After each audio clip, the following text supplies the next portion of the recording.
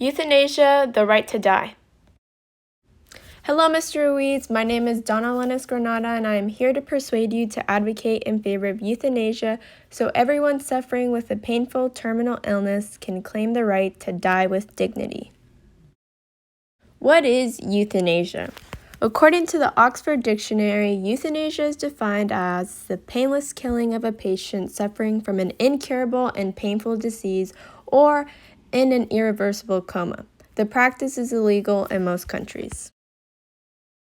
Euthanasia is an umbrella term for all the different methods of a gentle death. There are 5 different types of euthanasia. There is voluntary active euthanasia, in which a patient has willfully made a decision to die, but that person might simply be unable to carry out the act themselves, so they ask a doctor to do it for them. The physician then accedes to a rational request of an adequately informed and competent patient to be killed. Then there's voluntary passive euthanasia. Again, this is essentially the same thing as voluntary active euthanasia, except that what makes it passive is that the person asks for a withdrawal of a life-sustaining treatment, which then will cause them their death. Then there is physician-assisted suicide. This is also like the voluntary active euthanasia and voluntary passive euthanasia because the decision still rests with the patient here, but the assistant comes in form of something like a prescription from a doctor, but the patient is the one who ultimately ends their own life. Then there is involuntary active euthanasia, which involves the killing of a patient who is suffering in order to relieve that suffering, but without the request from the patient to be killed. And this typically occurs with permanently incompetent patients or those in a vegetative state who are unable to make such a request. There's involuntary passive euthanasia. Again, with this type of euthanasia, the suffering patient is in a vegetative state or a permanently incompetent state, and they're unable to make any requests.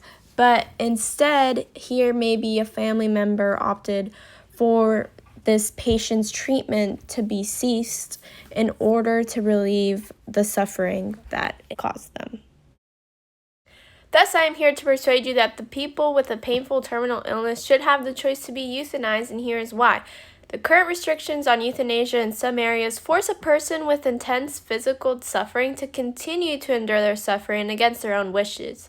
Some examples of these horrible symptoms include the loss of appetite with intractable nausea and vomiting due to either cancer itself or drug or other therapy, including chemotherapy and radiotherapy, the inability to eat or even swallow saliva, and anything swallowed being vomited back, the loss of dignity due to the loss of independence and control in the terminal decaying phase, particularly in the hospital. This is a major reason for euthanasia requests.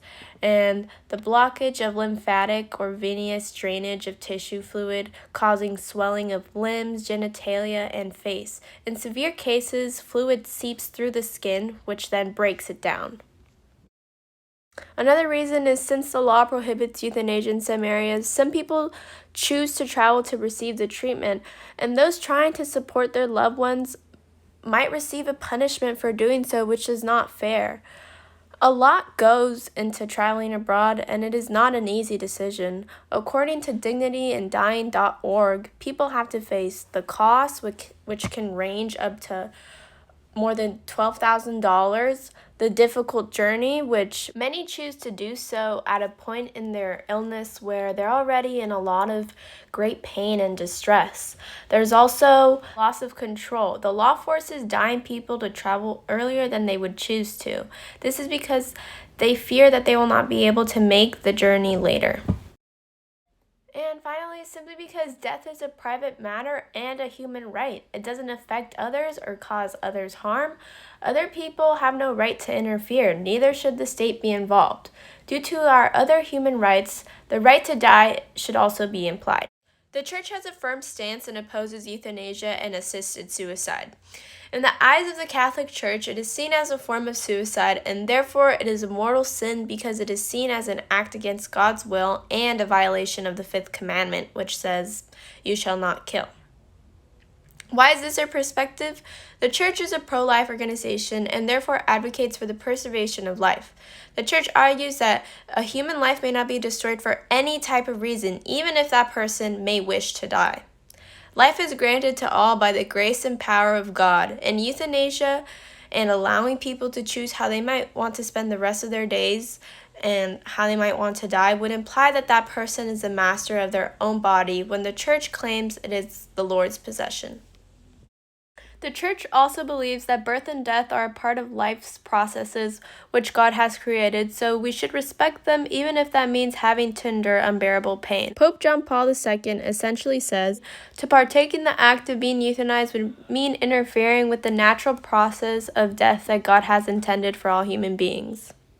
In these two quotes by the Catechism of the Catholic Church, the Church completely opposes any type of active euthanasia and condemns it as a murderous act, but it actually makes an exception for voluntary passive euthanasia where the patient asks for their painful treatment to be discontinued. I can understand where the church is coming from and why they feel euthanasia is a violation to human life, but I believe the church should take a moment to review the reasons for why people may ask to be euthanized. About 90% reported a decreasing ability to participate in activities that made life enjoyable. 90% also reported a loss of autonomy, and 65% reported loss of dignity. According to the Catholic social teaching, human dignity is the basis and foundation of all 10 principles. Catholic social teaching writes, the Catholic Church proclaims that human life is sacred and that the dignity of a person is the foundation of a moral vision for society. If this is the case, the Catholic Church should morally expand their definition on what dignity is. Dignity would mean what is right for the individual person, not just what is pressed upon them by the Catholic Church. An objection as well as a large concern of euthanasia being legalized is the fear that it would be a major threat to society and public safety. If made legal, laws regulating it could potentially be abused and people would be killed who didn't really want to die. In countries where it is legal, a 2016 review found euthanasia accounts for 0.03 to 4.6% of deaths. More than 70% of those deaths were related to cancer. The review also found that in Washington and Oregon, doctors write less than 1% of prescriptions for assisted suicide. This quote should debunk the conspiracy that if euthanasia were to be legalized, anyone without a terminal illness would ask to get euthanized and receive it. Clearly, euthanasia is strictly reserved and prescribed for those who are truly suffering from a painful terminal disease. It would be very difficult to abuse euthanasia laws. If imposed, there would be safeguards to it. Another objection that people believe is euthanasia is an issue of social justice, and it should not be allowed because it serves as a threat to vulnerable people and it is pressured onto them to receive this treatment. Current requirements for eligibility of receiving euthanasia include you have to be a resident of California, Colorado, District of Columbia, Hawaii, Maine, New Jersey, Oregon, Vermont, or Washington. You have to be 18 years of age or older, mentally competent, so you have to be capable of making and communicating your health care decisions, and you have to be diagnosed with a terminal illness that will, within reasonable medical judgment, lead to death within the next 6 months.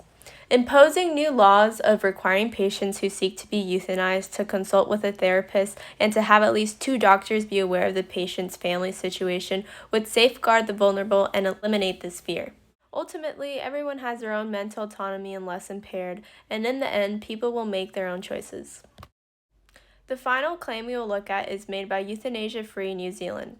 Changing the law would send a message that some people's lives aren't worth living. It will steer some people towards a premature death.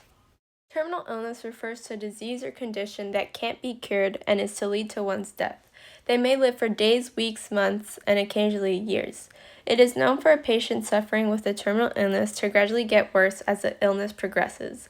If the person chooses to be euthanized or not, that person's path is already laid out ahead of them, and they are aware that they cannot recover and will die because of their disease. They should not have to endure unnecessary suffering if they know they're going to die and simply want to get it over with. It is not that they believe their life isn't worth living, but instead that they have the rights over themselves and their bodies, and they want their choice of how they want to die.